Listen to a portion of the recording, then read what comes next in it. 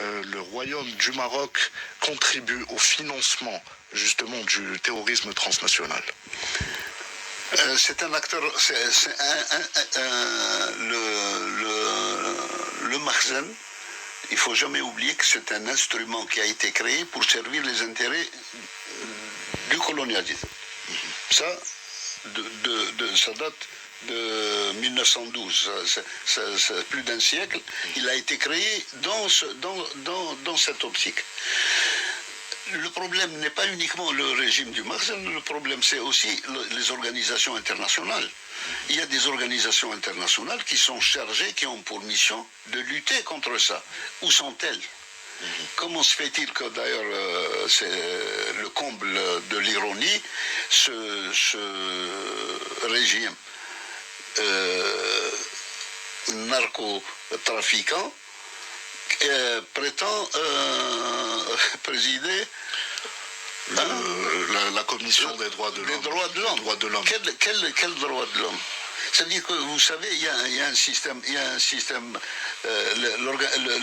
mondial qui est défaillant et qui permet ces dérives et permet ces travers. Concernant la drogue et le financement du terrorisme transnational, notamment au Sahel. Mais vous vous souvenez un peu les trafiquants de drogue et les terroristes.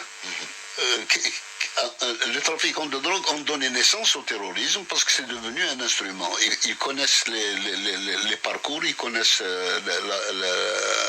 la région. Et ceux qui instrumentalisent le terrorisme, parce que le terrorisme n'est pas tombé du ciel.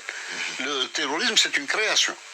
C'est un élément de déstabilisation des... C'est un élément de stratégie indirecte utilisé par certaines puissances qui essayent de dicter, d'orienter les politiques de certains pays ou mettre à genoux certains pays ou dicter leur vision à certains pays.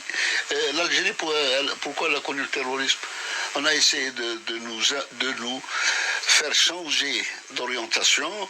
Ils ont utilisé la Banque mondiale, ils ont utilisé la finance, ils ont tout utilisé.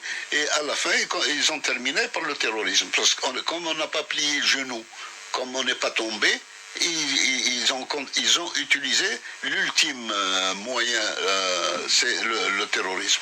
Mais est-ce que vous